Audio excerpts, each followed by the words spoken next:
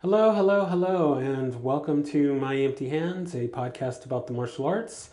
Typically focused on Kempo. As always, I am Reggie Darden, and today I'm excited to have another wonderful guest with me today, Mr. Justin Cook. And hopefully, I didn't butcher that.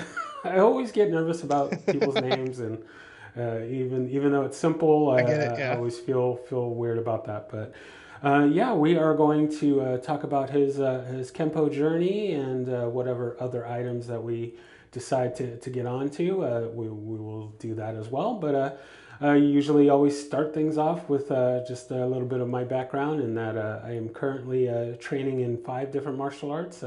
Kempo, American Kempo being the primary, but I also train in Hapkido, Brazilian Jiu Jitsu, Muay Thai, and Capoeira. I also have some experience in Taekwondo, and I've done some boxing as well. So I stay pretty busy, but that's part of the fun. So Oh that's a yeah. little bit of my story here. So we're going to turn it over to our guest here. Where did the martial arts find you? Where did Kempo find you?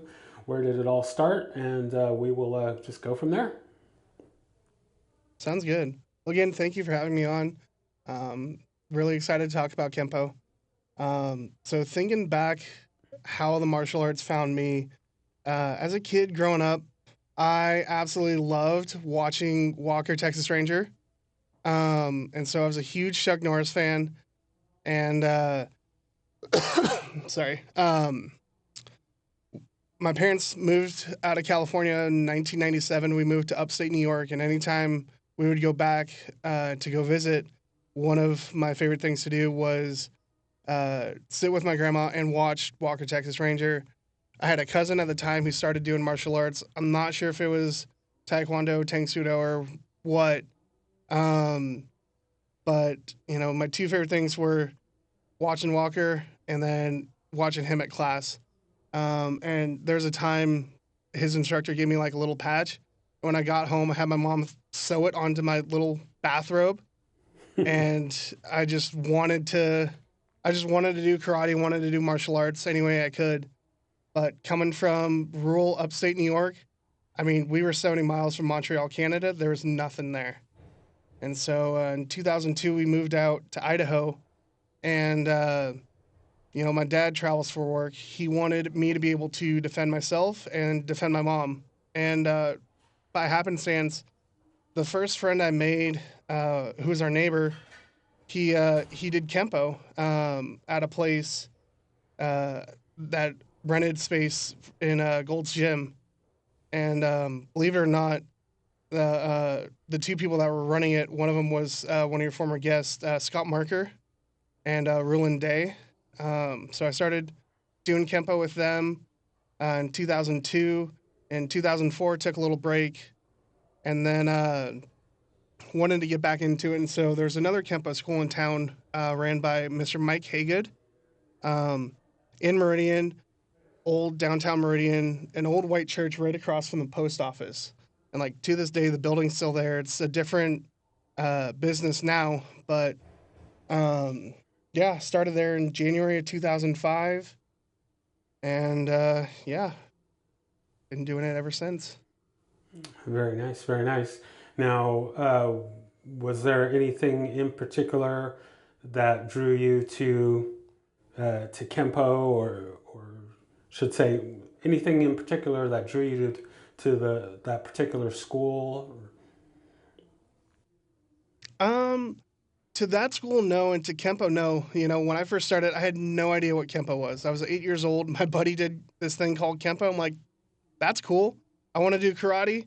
And once we got into it, um, learned a little bit about who Mr. Parker was, and then when I went over to Mr. Hagen's school, I mean, it ended up just being closer was the number one reason. And then you know, it was a school that had their own building, and so they were open Monday through Saturday.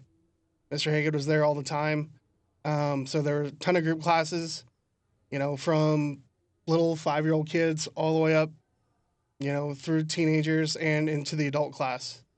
But yeah, nothing that drew me to Kempo, just wanted to get into something and then ended up falling in love with it. Very nice, very nice. Now, is there a particular aspect uh, that drew you in, or kind of what was your favorite things in those early days of the training? Early days, honestly, I fell in love with forms. You know, Mr. Haygood ran the junior system. I don't remember who created the universal forms, but that's what we ended up learning as kids for the universal forms. And then as you earned your junior black belt, if you stayed with it, or if you came in as an adult, then you'd start in, short one and all the way through to long four. But yeah, I fell in love with forms, fell in love with techniques. As a kid, I hated sparring. It wasn't until I was an adult when I honestly fell in love with sparring. Um, but yeah, you know, forums were my favorite thing to do. To me, Kempo was really my sport. I played sports growing up. I played high school football, but throughout all of that, Kempo was there. Basketball season ended, we went right back to Kempo. Football ended, we went right back to Kempo. Very nice, very nice. Now, did you get into the competing side at all? Do any kind of competitions? I did a couple later in life as a brown belt.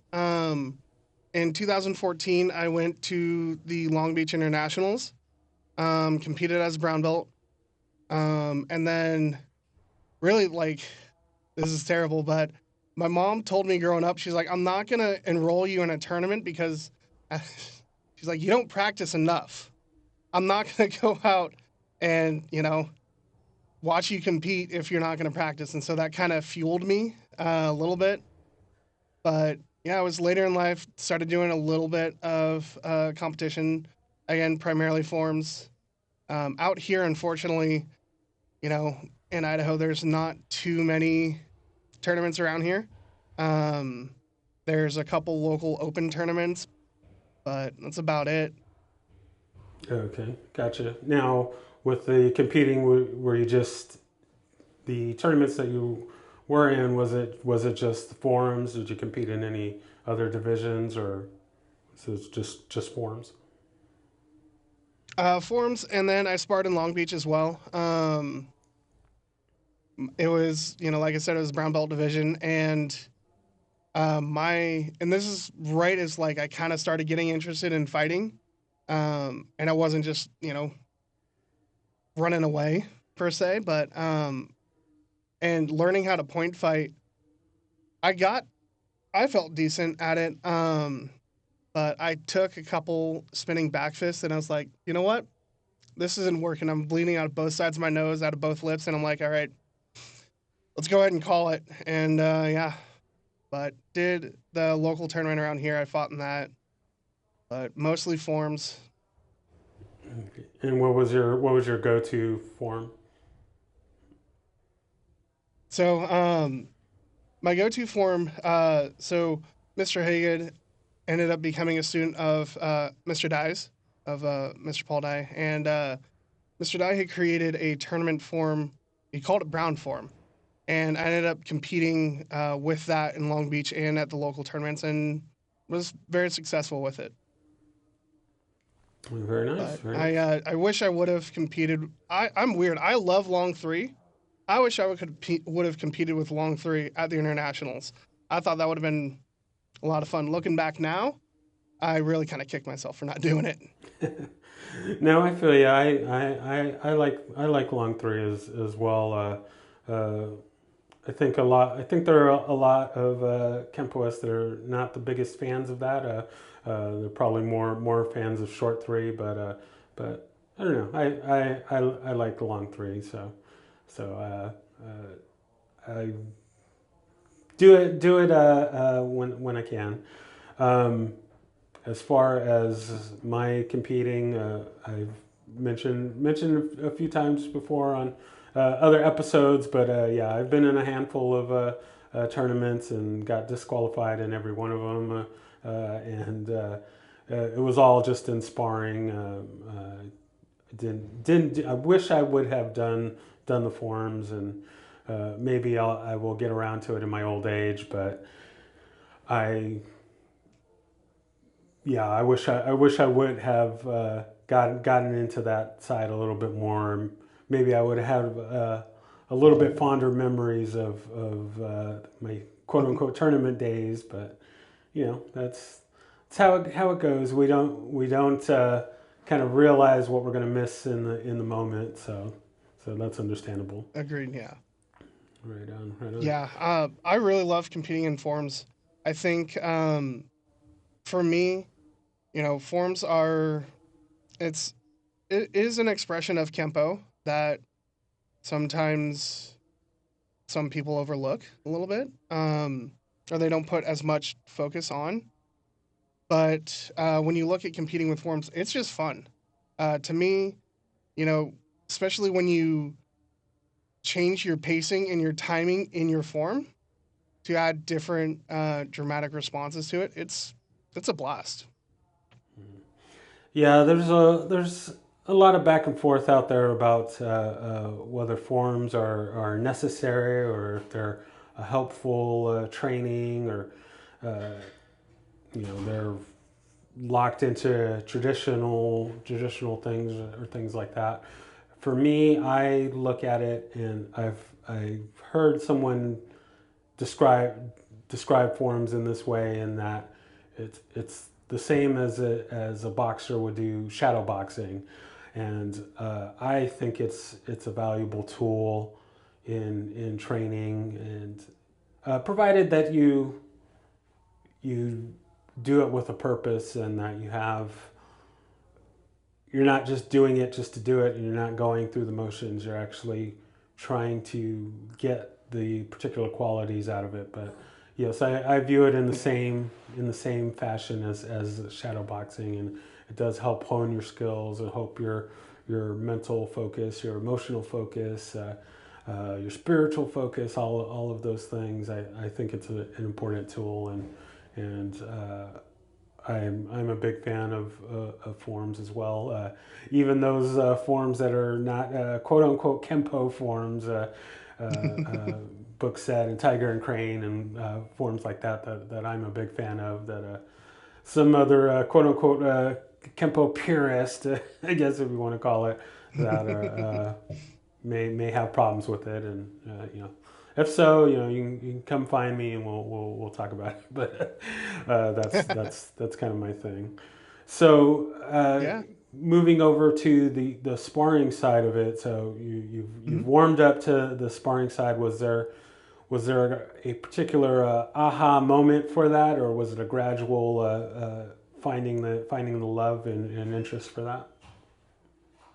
It was a green belt level when things kind of started clicking. Um, growing up, like I was as a kid growing up, like UFC and MMA really kind of started hitting its stride. Like you had a lot of the brawler era still. Um, but as a kid you wanted to be like what you see on on TV, and it was at green belt level that things kind of started clicking, and the guy who I still teach with he started teaching a sparring focused class. And instead of just like, hey, we're going to pad up and fight, it's, hey, let's pad up, let's actually break this down and look at what sparring really is and what really can be. Um, and there are a couple things that really started unlocking what it could be to me. One of the things that Mr. Dye had talked about was um, being able to spar for hours and just turning down, dialing back the intensity, and actually looking for shots and looking for how to move and studying how the body moves when it fights and learning how to do that. I mean, my buddy and I, we would go to Kempo, then we would leave, go to the gym, go work out, and then we would hop in. They had a little side room, and we'd throw on our gloves and we would just spar 25% speed, 25% power, and just move around and look for shots. And doing that, I was able to see a lot more. And it's like, oh, it's not just throw a punch, throw a kick, see what happens. It's what happens when I do this. Okay, what's the actual response to that for that fighter? And then going from there. Very nice, very nice. I like it. Like it. So now, have you trained in any other arts, or is it just kempo? Or It's just been Kempo for 20 years. So, 20 years? yeah, I love Kempo. You know, as I grew up, I really fell in love with the techniques. Um, and once I really got my brown belt, talking to Mr. Dye a little bit when he would come up, um, and understanding what Mr. Parker had created and realizing that he's taught you so many things at so many different levels that you don't realize until you get to a point where you can look back and say, wow, this is, I learned this complicated motion. I learned the simplified version back at the yellow belt that I'm now applying as a brown belt. Okay, that's cool. Why didn't I notice that before? And it's, because you weren't ready to notice it. And seeing how he had organized and how he created the system, I ended up just falling in love with Kempo that I haven't really wanted to branch out too much. We've had, um, when Mr. Hagan had his school, we had plenty of black belts that would go off, go learn something, come back, teach a seminar, teach a class, and we got a little bit of some jujitsu stuff, some locks. We had a gentleman who did some work with the local police department, so went out, did a few classes, came back, and taught us some different joint locks and things like that. But other than that, I haven't ventured out myself. Um, right now, my focus is just on teaching, and um, at a point, I've considered, trying to go out and learn a little bit of some Brazilian jiu jitsu. But right now, I'm just having a blast teaching my people and, you know, playing with the Kempo. Very nice, very nice. So with the so moving to the teaching side, was that something Hmm. that you always were interested in, or was it did you Yeah. fall into it, or have it thrust upon you like many previous guests? I always wanted to do it. As a kid, like, my dream in life was to be a karate instructor. Um, when I started, going to Mr. Hagan's school, like, I had a couple friends, the friend that I started doing Kempo with, and then another friend, and then myself. And the two of us went over to Mr. Hagan's school, and there were times when we'd be hanging out and, like, we would teach a karate class to each other. And we would just, we'd work on delayed sword, or we'd work on, whatever technique or whatever form at the time. And, like, we would teach it to each other. And so I always wanted to teach. Um, and I had the opportunity to help out in group classes as I moved up in classes from, the youth class. When I moved into junior class, I'd help out in youth. When I got my junior black belt, I would help out in the junior class, because I was going to the adult class full time. And then that turned into getting my first private students um, as a green belt, and then covering group classes when different instructors would be gone or when Mr. Hagan would go on vacation, being able to teach some of his classes. And then when Mr. Hagan decided to retire, um, my friends and I, we opened up, we continued teaching, and we've been teaching together since 2017 at our own place. Very nice, very nice. So what advice, tips, things that you would give someone, or in what would be your idea or your definition of one, what makes a good instructor, and what makes what qualities, what kind of definition would you put on what makes a good student? Great questions. As far as tips for students, firstly, I'd have to say is enjoy it. You know, there might come a time when you're the one leading a drill or you're the one leading a class and you're no longer the student in that class. But enjoy the journey, enjoy the group classes, enjoy the private lessons.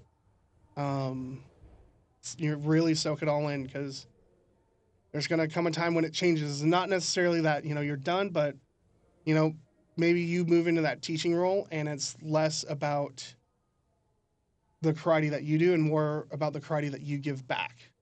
Um, so yeah, enjoy it and then really give back to the art. Give back to what the art has given you because I wouldn't be where I'm sitting unless someone wanted to teach me, and they wouldn't be where they were at to teach me without someone wanting to teach them. And so loyalty to who taught you and loyalty to the art is huge.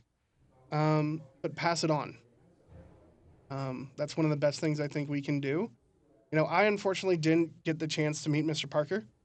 Um, I've had the chance to meet and talk to uh, some of his high-ranking black belts, and one of the things that they've imparted on me is just how much he uh, loved to teach and how much. And I felt, you know, unfortunate that I wasn't able to learn from him. So I hop on YouTube all the time and I'll watch seminars of Mr. Parker and I'll look for videos of where he's just talking just to kind of pick up little nuggets of wisdom. Um, but give back to the art. And then as far as like looking for or certain qualities that make a good teacher, you number one, you have to care. Um, one of the things that Mr. Haygood really talked and taught me um, is the students are the reason why we're here, and you need to make sure that you take care of them. And there are times when I would finish a private lesson with him and I would ask if I could just hang out for the next lesson, either be the punching bag for whoever's coming in, if I could pick up some things. And I picked up more by watching how he interacted with his students than anything else. So I think the number one thing that makes a good teacher is someone who cares. And I've not seen an instructor care as much as he has for his students. And then as far as like a tip for students is be coachable and be willing to learn from anyone and everyone. Um, Everyone is going to have something to teach, whether it's something that you can apply or apply right now, but maybe later. You've got to sit and figure that out. But listen to everyone. Don't be the loudest voice in the room. Definitely listen more than you talk. Very nice. Yeah, we're very well said. Covered a lot of good points there. I I totally agree. There always needs to be that thirst and hunger for knowledge, and uh, you can't. You should always want to be willing and able to learn more. Uh, Especially, you mentioned being coachable. That is that is a very important point in today's times.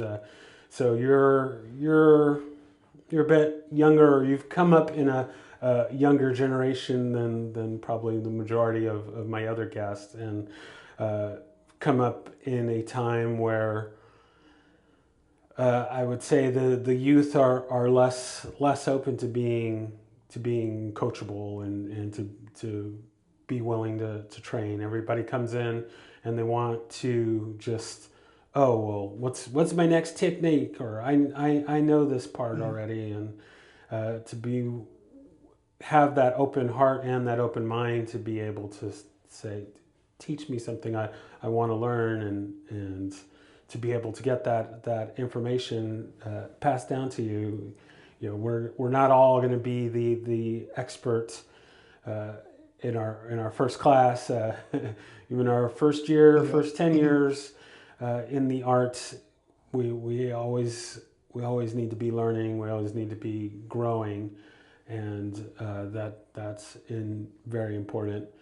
Uh, to also be able to get the that information where we're now Mhm. coming the people that are coming up now in Kempo are getting farther away from Ed Parker and from his first generation students. So it's important to keep to keep that legacy alive, but also still continue to grow and to evolve. Kempo is very much a art that continues to evolve and continues to grow, and we need to be willing and able to do that as well, and be able to 100%. pass Yep. that pass that down to the newer generations coming up. So it sounds like Mhm. you're Yep. definitely on the right track for that. So very nice, very nice. I like it.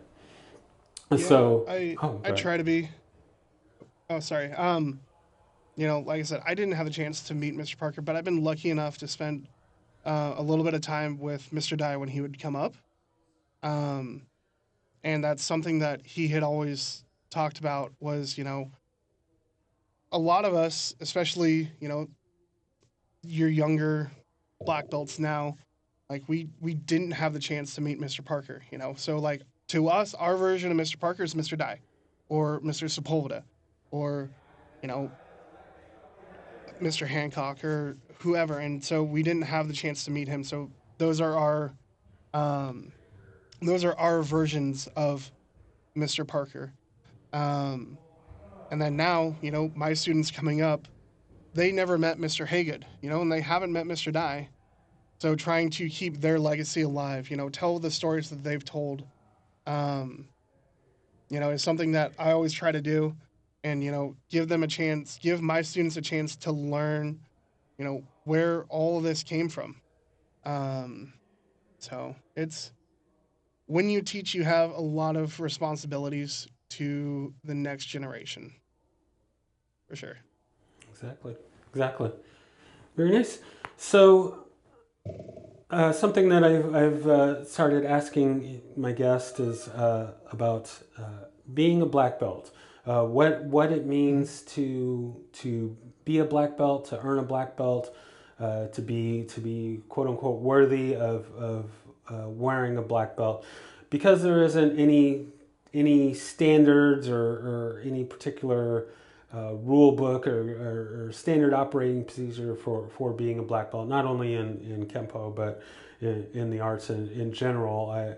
I'd like to get your take and your thought on what it means to be a black belt, what it means to earn a black belt, what it takes to be worthy of a black belt. That is a very great question. You know, that's a very loaded question too. Yeah, like you said, there really isn't like a standard like, hey, this is, within certain schools there is, you know, your instructor will have certain criteria that they want you to meet. Um, for one of the things that I feel that coming from, a professional school, brick and mortar background, um, sometimes the system can be very much like a checklist. And sometimes people feel that, hey, once they've ticked all the boxes, that automatically I'm ready to test for black belt. So for me and for my students, I have the curriculum that I want them to learn, that we want them to learn, but also it really goes back to how much are you giving back to the art, you know? Um, are you teaching? I think that teaching is a huge part of what makes a black belt. Um, Being able to perform karate and do the punch kick thing is important, but what are you doing to give back? What kind of character do you have? Um, you know, some people have an issue with the kids being black belts. I think that having a junior system is a it's a great way to kind of mediate that. Um, you know, like I said, Mr. Hagen's school was in the heart of downtown Meridian, Idaho for years. You if you were to run into 10 people, about 8 of them have one either seen the building, gone inside that building to take karate, or had a friend or a relative take karate from Mr. Hagen. Um, and there was a time when Mr. Dye was up here, and um, Mr. Hagen had an accountant come in and take care of the business side of things. And Mr. Dye's sitting there on the bench. She walks in and she's like, "Oh, I didn't expect anyone to be here. Normally no one's here at this time." He's like, "Oh, I'm visiting from California." She's like, "Oh, so you do the karate thing too?" Yeah, a little bit, you know. And she's like, "Man, I've been doing the books for Mr. Hagen for a while, and one of the things I've noticed is he's got a lot of really great kids that come out of here. I've ran into a few out and about, and they're always the most respectful. They're the most polite. They're the most caring people, teenagers that I've come across. Um, and I remember this was something that a story Mr. Dye had shared with us when Mr. Hagen was promoted to his eighth degree. Um, and that is something that has really stuck with me is not just as a black belt, but as a martial artist, you should have a good character. You should have a giving character. And I'm less about the punch kick and more about what you can do, what you do outside of the mat, outside of the school. Granted, the curriculum is the curriculum. You need to be able to perform long form four. You need to be able to perform the techniques. You need to perform any form. You need to be able to fight and defend yourself. But above all, you need to have a good character because at the end of the day, the punch kick thing is fun and the punch kick thing can save your life. But most of us aren't in that situation where we have to defend our lives every single day. Um, so it matters how you carry yourself outside of the school. Um, so yeah, for me, sorry, that was a very long winded answer to that, but I think character plays a big role in being a black belt. And as far as what you give back to the art is very important. No, I like it. I like it. Well said. And uh, the thing with that question is, I don't think there is a one right answer. So when I ask people that, I like to say, well, what is your definition? How do you see it versus, well, what makes a black belt? What in your view, your experience, your perspective is how that wants to be, how I want to frame that. So yeah, you see it one way, someone else may see it a different way, and that's fine. That's one of the things that I think in the martial arts, and especially in the Kempo world, there's a lot of fractured egos, fractured sensibilities, and I would really love to see more connection between the different people and different groups and different things, so that we can collectively help promote the art, and versus who has the most red in their belt, and that sort of thing, and chasing ranks and stripes. And uh, I would hope that we can be less interested in that part, and oh well, Ed Parker told me this, or whoever instructor told me this. It would be nice for us to be less focused on that part of it and get more about, hey, let's get this art out to the people, especially in these days. Yes, Brazilian Jiu-Jitsu and Muay Thai and MMA and all those things are very nice and growing and getting out there. But uh, for me personally, I would like to see more Kempo get out there and uh, instead of having no knock to the MMA and all those other things. I Yeah, mean, yeah. I do a lot of different things. So, but and I would not want to have. Well, I shouldn't say I don't want, but it would be nice to. Alongside the Taekwondo that's on every corner and the Brazilian Jiu Jitsu that's on every corner and those sorts of things. I'd like to see some more Kempo in every corner. So anything that we can Yeah. do to help connect each other and grow together as art versus being separate would be great. So I think Yeah, I that's agree. very nice. Yeah, I think with the invention of social media, growing up, I'm a millennial, like I grew up with it. Um, I think is a tool and a curse. You know, I'm on Facebook. I'm in a lot of those Kempo groups, and there's a lot of tearing each other down. And it's like, hey, everyone is doing Kempo for their own reasons. Like if you see something, and you don't necessarily agree with it, you don't need to comment on it.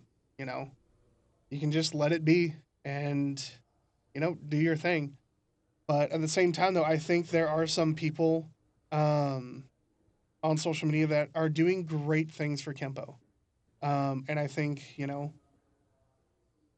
I think we have the potential to do some really cool things with Kempo, and I'd like to see that happen.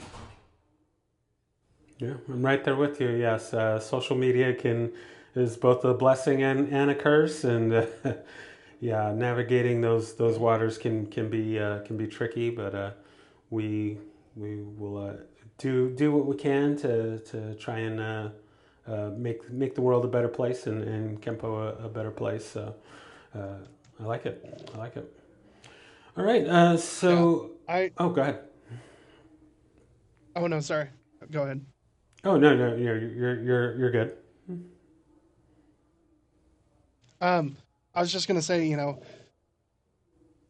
being a younger black belt, I would love to see, I love that there are a lot of people putting on seminars, putting on camps, um, and I would love to see, us kind of come together.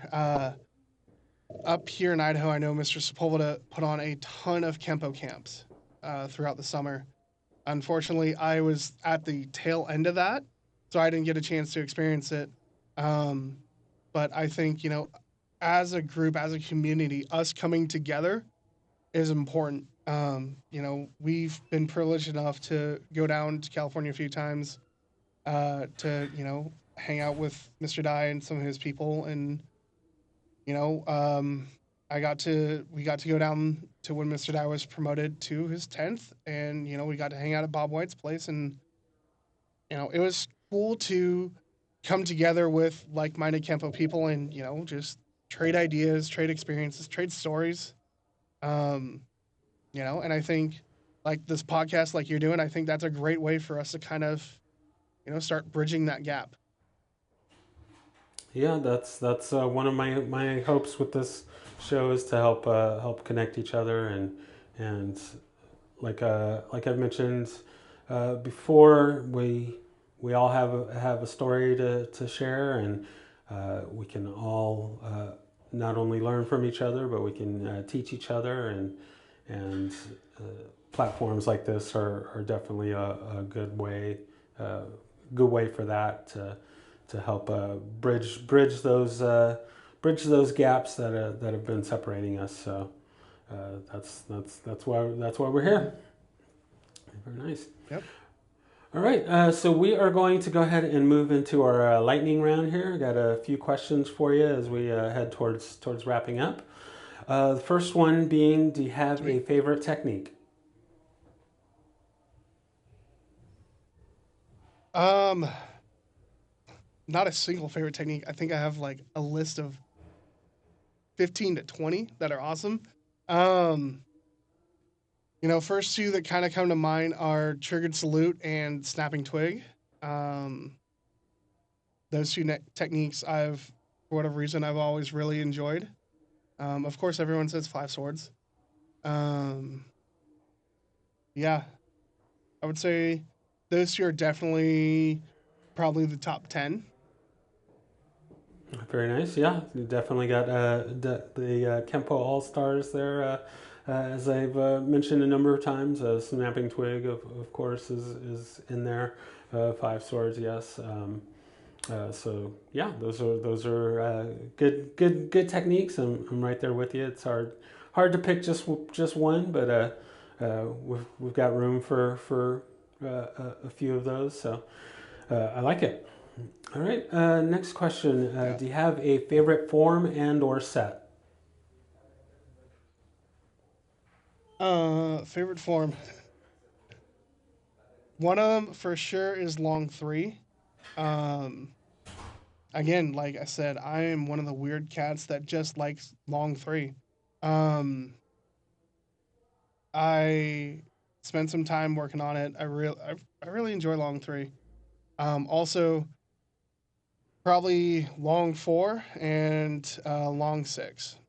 Those two. I enjoy long five, but long five that burns your legs, especially when you're really focusing on hitting those forward bows, hitting those wide kneels. It's a leg burner for sure. It's cool to see, like Mr. Parker, right? Genius. Let me burn you out physically with a technique, or excuse me, a form that's got 20 techniques on both sides. Cool. Where do you go from that? Okay, here's a technique or form with half the techniques, but everything's a takedown. Everything's going to be a forward bow or a wide kneel. Have fun with that. And then long six, yeah. Let's just keep your hands moving through the whole thing. Yep. It's Yeah. those three forms are a lot of fun, but they're quite taxing. Well, conditioning is an important part of the training as well. Iron sharpens iron, so yeah, you got to have things that are going to really work you and get that body conditioning so that when it comes quote unquote game time, you're ready to go and you're ready to be able to do that. And like we talked about before with the idea of forms being shadow boxing, that fits right into that, getting that body ready for Yeah, to go to work. So I like it. All right. Next yeah, question. Do and you have? Oh, go ahead. oh no, sorry, I was just gonna say, like with forms, one of the biggest things that I like to think about and teach as far as the forms. Sometimes you have athletes that come in that want to learn karate, and sometimes you don't. And sometimes you've got students that this is their first sport, and you have to train them to be an athlete. And so forms are a great way to, like, hey, you're going to learn how to move. You're going to learn how to move your body and how to move your body athletically. So that's a huge thing with forms that I feel that, we need to put an emphasis on is like, man, sometimes people haven't played a sport, they want to get fit. They want to start moving and this is what they turn to. Cool. We're gonna tax that body. We're gonna, teach you how to move. Exactly. All right. Next question. Do you have a favorite weapon? I haven't done too much weapon work. I've done a little bit of bow staff work. I wanted to get into some of the commas. One of the things I want to do is I want to look at trying to apply knife fighting with the Kempo stuff, looking at a little bit of that, and also some tomahawk stuff. Um, So those are, I would have to say that I will be experimenting with a knife and with a tomahawk and just kind of see what that looks like. Very nice, very nice. That's unique. I don't think I've heard that in the case with the tomahawk before. So yeah, I'd be interested to see how that works out. So definitely look forward to what you do with that. All right. So our We'll next see. question there. Next question is if there was anyone that you could train with, living or dead, fictional or non-fictional, besides Ed Parker, who would that be?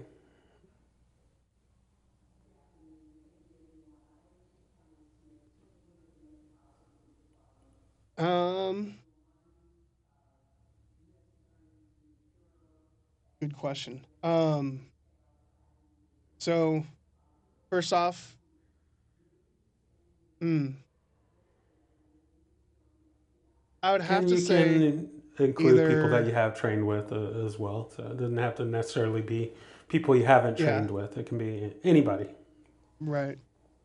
I would say I'd love to have a chance to train with Chuck Norris. I mean, either now or, 80s version Chuck Norris. Um, and honestly, I would love to have a chance to go back and spend another hour or two with my instructor, Mr. Hagan. Just spend, one more lesson with him, and do that. That's what I would say. Yeah. I like it. I like it. All right. So our final question here is something that either always motivates you to train, or if you don't have anything in particular on that, something that you'd want to put out there as motivation for others to continue to train.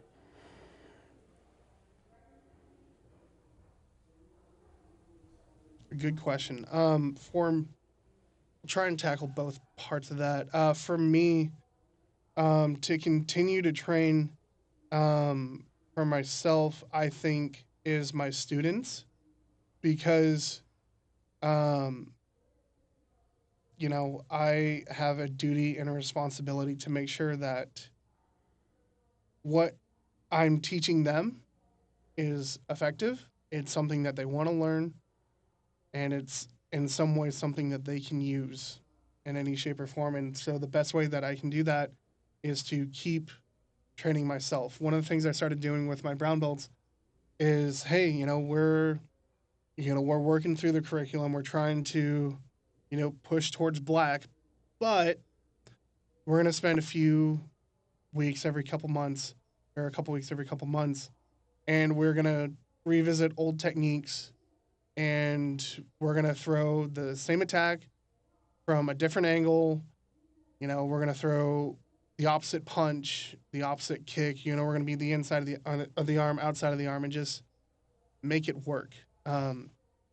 So that's kind of the big thing that I'm doing right now. And my inspiration to train is, making sure that I can give my guys the things that they need to learn.